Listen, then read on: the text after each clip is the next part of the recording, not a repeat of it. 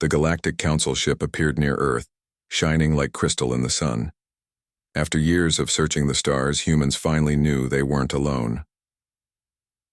Tae-Won Kim stood tall in his neat uniform. The aliens looked at him with calm interest. "Your people adapt well," said Zelna, moving her clear tentacles smoothly. "But your emotions are very strong." Tae-Won smiled. "We think our feelings make us stronger." 6 months passed. Humans joined Space Society.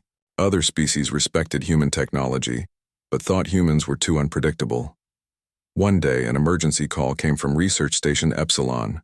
The Void Swarm, tiny hungry machines that moved as one, had attacked the station. 300 researchers from many planets were in danger. In the council room, the aliens talked calmly about what to do. "We must follow the rules and study the situation first," said Sub-Director Vrel. Tae-Won jumped up, his face red. "People are dying while we talk."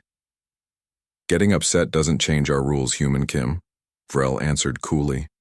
As the aliens kept planning slowly, Tae-Won slipped out of the room.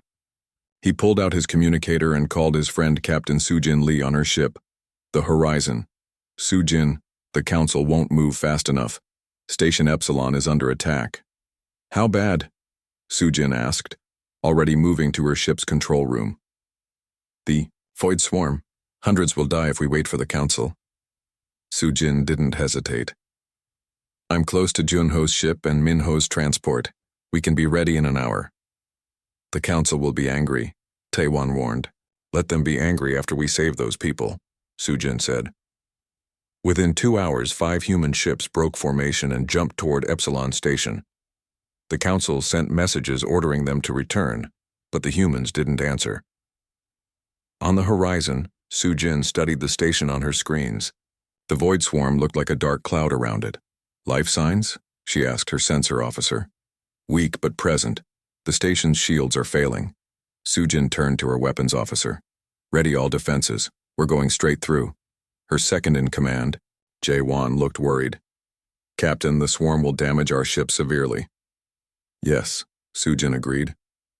"But we can take more damage than those researchers can. All ships, attack pattern Thunderbolt." The 5 human ships formed a V-shape and accelerated toward the station. The swarm reacted, swirling toward them like a hungry storm. "Shields up. Full power to forward defenses," Sujin ordered as the first wave of tiny machines hit their ship. The horizon shook. Lights flickered. "Shields at 70%, reported the engineer. The human ships fired their energy weapons, cutting paths through the swarm. The tiny machines couldn't damage all the ships at once, so the humans pushed forward. "We're getting a message from inside the station," said the communications officer. "It's Dr. Kang. He says they're trapped in the central lab with 30 other survivors." Sujin nodded. "Tell him we're coming. Ask if there are other groups hiding elsewhere." The ships pressed on, taking damage but making progress. From a safe distance, an alien observer watched in shock. "The humans are sacrificing themselves," he told his assistant. "Their behavior makes no logical sense." The Horizon reached the station first, docking at an emergency port while the other ships formed a protective circle. Sujin led the rescue team inside. They found Dr. Kang and his group, scientists from 12 different species, huddled in a sealed lab. A tall blue alien stepped forward. "You came for us? The council said it would be at least 3 days before a proper assessment." "We don't need 3 days to know people need help," Sujin replied. "Can everyone walk? We need to move quickly." As they guided the survivors to the ship, Sujin's communicator beeped. It was Tae-Won. "The council is furious," he said. "They're calling it a diplomatic incident." Sujin watched as her team helped an injured alien child aboard. "Tell them to prepare medical facilities instead of complaints. We have survivors coming home." Back at the central hub, the council members watched the human ships return, damaged but successful. They had saved 287 researchers. Zelna turned to Vrel. "Perhaps," she said quietly, "there are times when human emotion leads to better outcomes than our careful planning." Vrel nodded slowly. "A disturbing thought. but the evidence is difficult to ignore.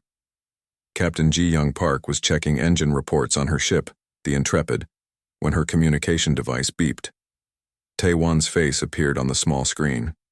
Ji Young, we have an emergency, Tae-won said, his voice low and urgent. Research Station Epsilon is under attack by the Void Swarm. 300 researchers are trapped there. Ji Young frowned. Where is the Council rescue team? That's why I'm calling you. The Council is assessing the situation first. They won't send help for at least 2 days. Ji Young's hand tightened around her device.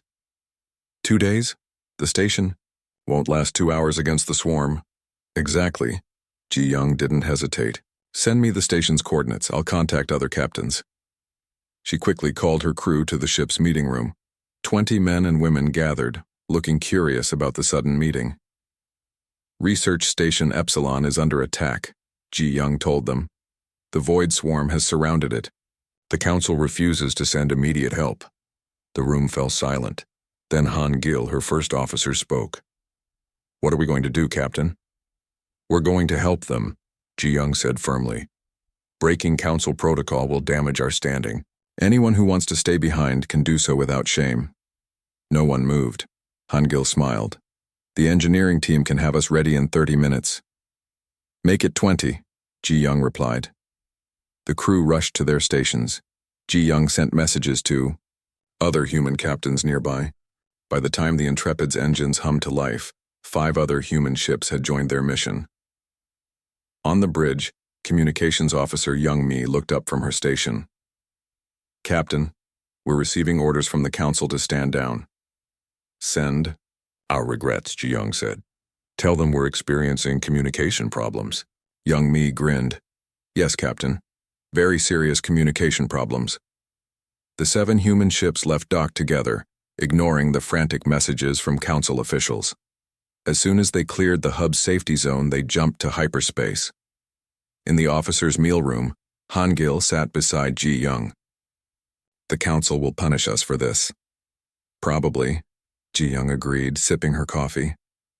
But I'd rather face punishment than live knowing we let 300 people die when we could have helped. Han Gil nodded. The crew feels the same way. Saigon. Hours later, the Intrepid led the human fleet out of hyperspace at the edge of the Epsilon system. The ship's sensors immediately detected the station and the cloud surrounding it. My God, whispered Han Gil, looking at the main screen. The Void Swarm had nearly covered the research station. The tiny machines moved together like an angry black ocean around the metal structure. Sensors report, Ji Young ordered. Daeho bent over his equipment. They're attacking in coordinated patterns. The station's outer shields have failed, but there's still a signal from the core. Someone's alive in there.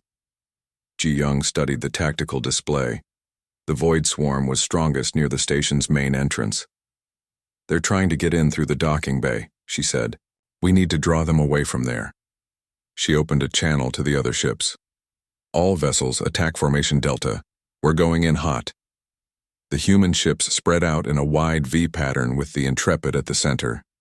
Ji Young stood up from her chair. Weapons. Target the thickest parts of the swarm. Engineering. Divert power to forward shields. Communications. Send a message to the station. Tell them help is coming. Near the system's monitoring post, an alien commander named Zelk watched his screens with growing surprise. The human ships were flying directly toward the swarm. What are they doing? Asked his assistant.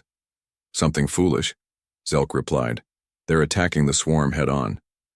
But the swarm will tear their ships apart. Zelk nodded. Humans always choose the path with the highest probability of death. The Intrepid fired its main weapons, cutting a bright path through the dark cloud. The other human ships followed, each targeting different sections of the swarm. On the bridge, Ji Young felt her ship shake as the first wave of tiny machines hit their shields. Shields at 80%, reported the engineer. Keep firing. Ji Young ordered. We need to reach that docking bay. The Void Swarm reacted to the attack, swirling away from the station toward the human ships. Just as Ji Young had hoped, the machines were drawn to the new threat. It's working, Han Gil said. The swarm is thinning near the station's entrance. All ships maintain fire, Ji Young commanded. Intrepid will attempt docking. Everyone else, keep the swarm busy.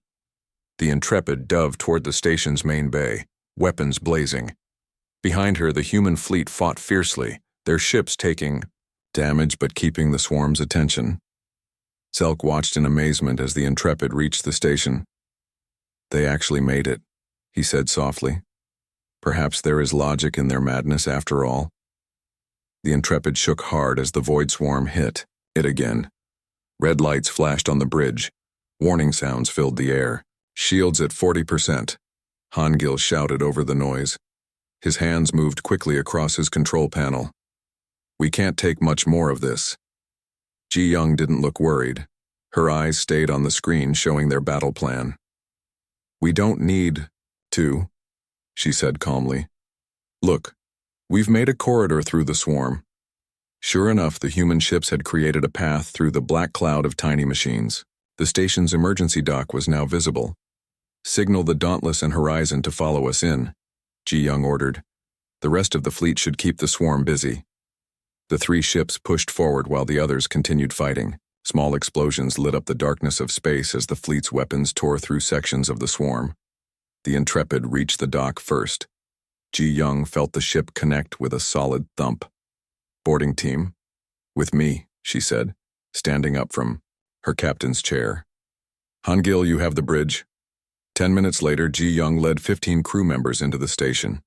They all wore special suits that covered them from head to toe. The suits would protect them if any swarm machines had gotten inside. The station was dark. Emergency lights cast red shadows on the walls. The team moved carefully, weapons ready. Life signs? Ji Young asked the crew member holding a scanner.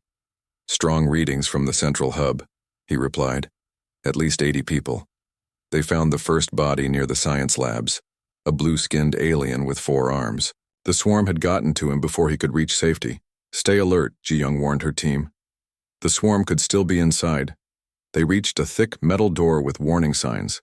Someone had blocked it with broken furniture and melted the edges shut. This is Captain Park of the Earth defense vessel Intrepid, Ji Young called through the door's communication system. We're here to help. Silence. Then a nervous voice answered. How do we know you're really human? Ji Young smiled under her helmet. Because we're the only ones crazy enough to fight through the void swarm to reach you. The door slowly opened. Behind it stood a group of tired, frightened researchers from many different species. Some had fur, others scales. Some had 2 eyes, others had 6. They looked at the humans with hope and disbelief. A tall alien with bright green compound eyes stepped forward. His thin body was covered in a hard shell, like an insect. You came for us, he said simply. His voice sounded like music. The council said protocol required evaluation first. We're human, Ji Young replied as her team began organizing the evacuation. We don't leave people behind. The rescue team worked quickly, dividing the survivors into 3 groups for the 3 ships. Some aliens were injured and needed to be carried. Captain Park called a human man wearing a station engineer uniform. I need to speak with you. Ji Young walked over to him. His name tag read Min Soo Kim. I'm the station's chief engineer, he said. His face was serious. The swarm damaged our reactor containment system. We have less than 40 minutes before it fails completely. Ji Young's stomach tightened. How bad will the explosion be? Bad enough to destroy the station and damage anything nearby, Min Soo replied. The swarm cut through our safety controls. Ji Young opened her communication link to all 3 ships. We need to speed up evacuation. The station's reactor is going to explode in 40 minutes. The teams worked faster. They helped aliens who couldn't walk well. They carried the injured. Some crew members ran to other parts of the station to look for more survivors. On the bridge of the Intrepid, Hangil received a message from one of the search teams. Captain, we found 20 more survivors in the medical bay. They barricaded themselves inside when the attack started. Get them to the horizon, Ji Young ordered. How many total survivors now? 112, Hangil reported. Outside, the rest of the human fleet continued fighting the swarm. Their ships took heavy damage, but they kept the machines away from the docking area. The evacuation continued. The Dauntless filled, with survivors first and pulled away from the station. The Horizon was next, taking the last group from the medical bay. Min-Soo checked his device showing the reactor's status. 30 minutes left, Captain. We should go. Ji-young nodded and turned to the last few crew members still on the station. Everyone back to the Intrepid. We're leaving. As they hurried back toward their ship, a loud crashing sound came from nearby. Part of the ceiling had collapsed, revealing a small stream of void swarm machines pouring in. Run! Ji-young shouted, firing her weapon at the machines. The team sprinted the last 100 meters to the Intrepid's door. Once everyone was aboard, Ji-young gave the order to disconnect from the station. The Intrepid pulled away just as the swarm reached the docking area. All ships, maximum speed. Ji-young commanded. We have less than 25 minutes before this whole place becomes a fireball. The human fleet carrying their rescued passengers pushed through the swarm one more time. Behind them, Research Station Epsilon waited silently for its end. The last rescue ship pulled away from the station, carrying the final group of survivors. But instead of following, the Intrepid stayed connected to the docking port. Inside the station, Ji-young and 3 crew members worked quickly. They had stayed behind while the rest of their crew took the Intrepid to safety. The reactor is set to explode in 15 minutes, Min-Soo said, wiping sweat from his forehead. I've adjusted it to create the biggest blast possible. The swarm won't know what hit them. Ji-young nodded and looked at the station's sensor screens. What she saw worried her. The swarm is regrouping. They're moving toward the escape path. They'll catch the evacuation ships before they reach safe distance. The 4 humans exchanged glances. They all understood what this meant. Captain, Yoon-ji said softly. Let me reconfigure the defense grid. We can create a pretty light show that'll keep their attention here. Do it, Ji-young ordered. She turned to Min-Soo. Can we route power from life support to the transmitters? I want the swarm to think this station is full of tasty organic matter. Min-Soo nodded. Yes, but once I shut down life support, we'll have less than 20 minutes of air.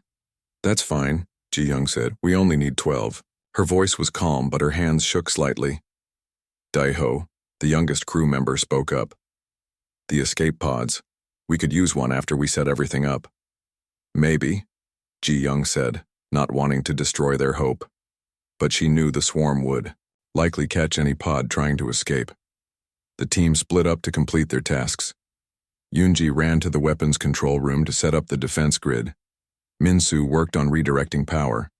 Dae-ho and Ji-young went to the communication center to broadcast false life signs. As they worked, a message came through. Ji-young answered it. Captain Park, this is Council Command. Our fleet is responding to your distress call and will arrive in approximately 4 hours. Ji-young laughed without humor. 4 hours? We'll be atoms in 10 minutes. But thank you for the thought. She turned back to her work. The station's hallways were getting colder as life support shut down. Their breath made small clouds in the air. Done, called Yoon-ji over the communication system. The defense grid is set to fire randomly at full power. It should look like we're fighting back with everything we have. Good work, Ji-young replied. Min-Soo? Power redirected. The transmitters are broadcasting signals that will make the swarm think we have hundreds of living creatures on board. Ji-young checked the sensors again. Her plan was working. The swarm was turning back toward the station, drawn by the fake signals and the flashing defense grid. They're coming back, she told her team. The evacuation ships should be safe now. With 8 minutes left before the explosion, Ji-young opened a channel to all the fleeing ships. This is Captain Park. Evacuation successful. We're staying to ensure the swarm doesn't follow you. She paused, thinking about what might be her last words. Tell them back home we did what anyone would do. She closed the channel before her voice could break. Time to go, she told her team. There's one escape pod left at Section 12. We need to hurry. They ran through the darkening hallways of the dying station. Emergency lights flickered as systems failed one by one. The temperature dropped further. 5 minutes to reactor failure, announced the station's computer in a calm voice. They reached Section 12 but stopped suddenly. The corridor leading to the escape pod was damaged. Part of the ceiling had collapsed. "We can climb through," Daeho said, already moving toward the gap. "Wait," Minsu called, checking his scanner. "I'm detecting swarm particles beyond that barrier. They've broken through in that section." Ji-young made a quick decision. "Section 8, there's another pod there." They turned and ran in the other direction. The station groaned around them as metal contracted in the cold. Lights continued to fail, leaving sections of their path in darkness. 4 minutes to reactor failure," said the computer. They reached Section 8, just as a violent shaking rocked the station. Hyunji fell against a wall and cried out in pain. "My ankle," she gasped. Daeho and Minsu helped her up, supporting her between them. Ji-young led the way to the escape pod. The small craft was designed for emergencies, just big enough for 4 people. Ji-young opened the hatch and helped her team inside. 3 minutes to reactor failure. As Ji-young was about to enter the pod, she saw movement on her scanner. The swarm was approaching their section, drawn by their body heat. "Get ready for launch," she told the others, stepping back from the door. "Captain?" Minsu looked confused. "Someone needs to seal the outer doors to this section or the swarm will follow your pod," Ji-young explained. She handed him her captain's badge. "Now go, that's an order." Before they could argue, she closed the pod's hatch and ran to the section's control panel. Her fingers flew over the controls, sealing doors and redirecting the last of the stations. Power to protect the pod's launch path. 2 minutes to reactor failure. She watched as the pod ejected from the station, carrying her friends to what she hoped would be safety. "Good luck," she whispered, although no one could hear her now. 3 weeks after the battle at Epsilon Station, the Galactic Council held a special meeting. The large round room was full. Every species in the galaxy had sent someone to attend. "Hi," Counselor Zelna, with her long blue tentacles and silver eyes, stood at the center platform. The room fell silent as she began to speak. "Today we gather to honor the human actions at Epsilon Station," she said. Her voice was clear and carried to every corner of the room. "While they broke our rules, they saved 296 lives." Many council members shifted uncomfortably. Breaking rules was not something they usually praised. A tall, insect-like alien stepped forward. This was Dr. Kallax, a Thraxi scientist who had been rescued from the station. "I wish to speak about what I saw," he said. His voice made a musical sound as he talked. "When the danger was worst, the humans entered a state they call being enraged. But this anger did not make them foolish or weak. Instead, it made them stronger, more focused, and more determined to save us." Whispers filled the room. Many species could not understand this idea. For most aliens, strong emotions led to poor decisions. Their feelings helped them find solutions that pure logic would miss, added another survivor, a small furry creature. They did not waste time with endless planning. They simply acted, and that action saved us all. The council began to debate changing their emergency rules. Some members argued that the old ways were best. Others suggested that perhaps there was something to learn from the humans. Suddenly, a messenger rushed into the chamber. The alien's 4 legs moved quickly as it approached Zelna. "High Counselor," the messenger said breathlessly, "we have just received word from the outer reaches of the Epsilon system. A mining ship has found a damaged escape pod." The room grew completely quiet. Inside the pod were Captain Ji-young Park and 2 of her crew members. They are badly injured but alive. The silence broke into surprised exclamations. Everyone had believed that Ji-young and her team had died in the station explosion. 6 months passed. The Epsilon Station event changed many things in galactic society. The Council created new emergency rules. They called it the Immediate Response Directive, but many aliens simply called it the Human Protocol. On a bright morning, Ji-young stood before the council again. Her body had healed, though she walked with a slight limp. Next to her stood Minsu and Yunji. Daeho had not survived their escape. His life support system had failed in the damaged pod before rescuers could reach them. Selna raised her tentacles in a gesture of highest respect. "Captain Park, today we officially recognize your species' special gift to our galactic community," she said. We now understand that there are times when quick action based on protective instinct is better than careful planning. Ji Young bowed slightly. We're just glad we could help. The room filled with a strange sound. It took Ji Young a moment to realize that every alien was making their species' version of applause. Some tapped tentacles, others vibrated their wings, and some flashed colored lights across their skin. Afterward, as Ji Young left the chamber, a young council aide hurried to catch up with her. The aide had green skin and large eyes. Captain Park, I have news you might find interesting, the aide said. 20 different species have asked for human advisors to join their emergency teams. Really? Why? Ji Young asked. They want to learn how to be enraged in the right way, the aide explained. They want to understand how humans use emotions to help others. Ji Young smiled. She thought about Dae-ho and the others who had died at Epsilon Station. Their sacrifice had changed the galaxy's understanding of humanity. Tell them it's not about rage, she said gently. It's about caring enough to act. That evening, Ji Young stood at a large window overlooking the Council planet. Ships from hundreds of worlds moved through the night sky. She thought about how far humans had come. At first, other species had seen human emotions as a weakness.